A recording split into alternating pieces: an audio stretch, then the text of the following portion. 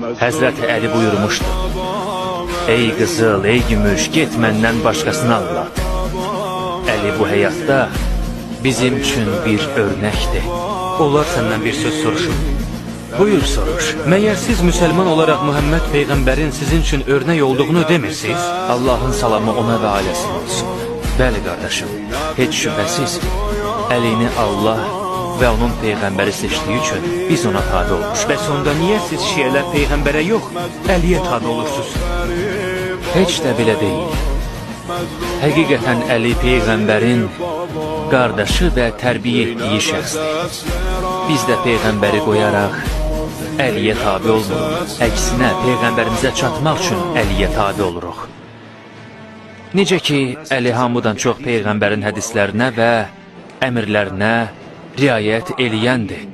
Əliyə itayət, Peyğəmbərə itayət deməkdir. Səbəb Əlinin hamıdan çox Muhammed Peyğəmbərə oxşamasıdır? Bəli. Allah səndən razı olsun.